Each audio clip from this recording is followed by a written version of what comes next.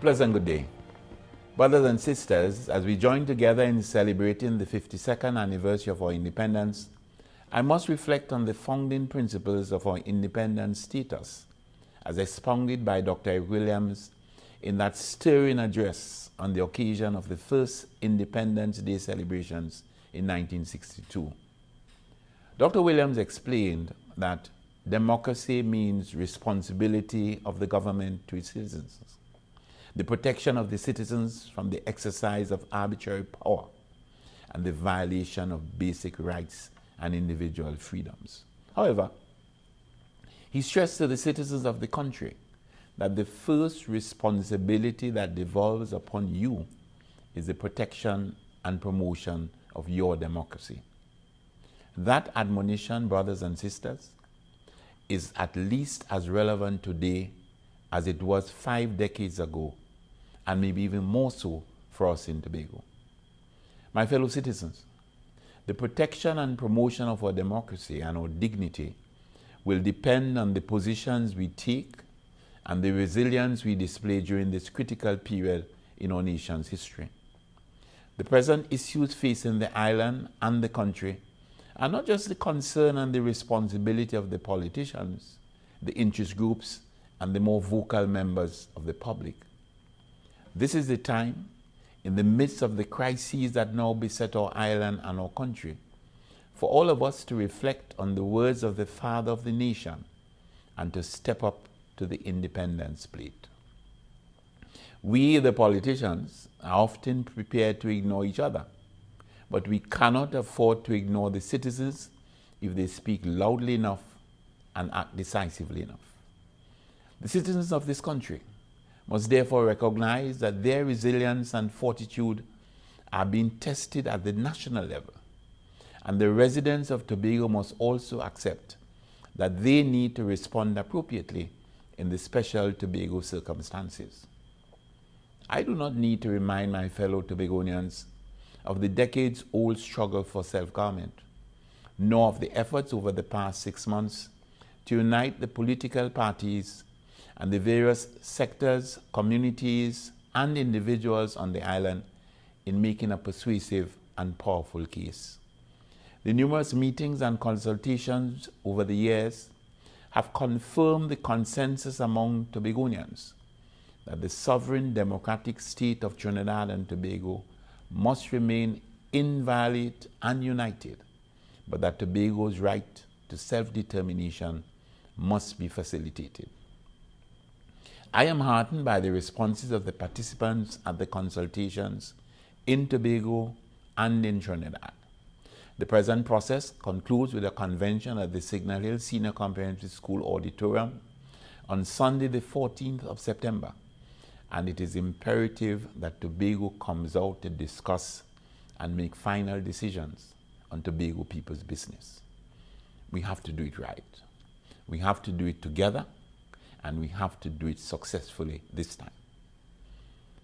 Brothers and sisters, just like independence for the country, self-government for the island places greater responsibility on the leaders and the residents, and therefore the preparation process must continue.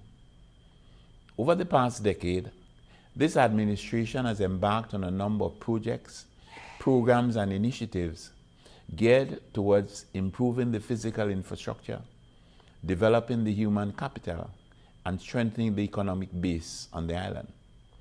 Our road network has improved significantly, and the Division of Infrastructure will be intensifying its efforts over the next year. The upgrade and maintenance of school plants remain a major priority. The availability of and quality of our community, recreational and healthcare facilities compare favorably to any area in the country, and the investment in major built infrastructure will continue. The various divisions are also providing opportunities for Tobagonians to engage in profitable business enterprises, and with the projected improvement in the tourism sector, the opening up of the Cove Eco-Industrial Park, and a more vibrant economic climate, there will be scope for more employment and more business opportunities. However, we must be reminded that independence and self-government are more about the mindset of the people than about the condition of the place. This administration has provided and will continue to provide avenues for the personal development of residents in various spheres of endeavor. But all Tobagonians must seize these opportunities and prepare themselves to contribute more to their own development and the development of our island. Our work ethic, our general attitude to life has to improve. And to quote Dr. Williams in that first independence address, and he said, "Indiscipline, whether individual or sectional, is a threat to democracy. Slacking on the job jeopardizes the national income, inflates cost, and merely sets a bad example." That was the case in 1962, and that is still the case in 2014. Brothers and sisters, as we celebrate and reflect, we become aware that there are numerous challenges still to be surmounted and numerous opportunities still to be explored. In that context, discussions have been initiated with Caribbean Airlines in a bid to alleviate the vexing problems experienced by passengers on the air bridge.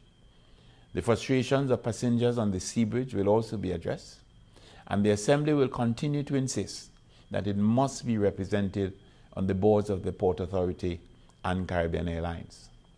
In addition, the Division of Settlements is finalizing arrangements for construction of over 300 houses at Shirvan using the public-private partnership model.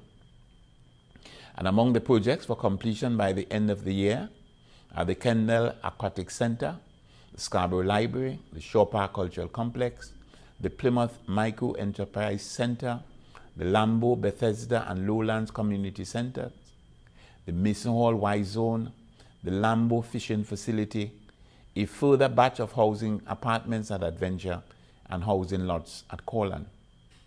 And we're not just looking after our own people. We must also protect and nurture our tourism industry. With that in mind, I'll be discussing the special security plan for Tobago and tourism-oriented policing when I meet with the Minister of National Security on Wednesday.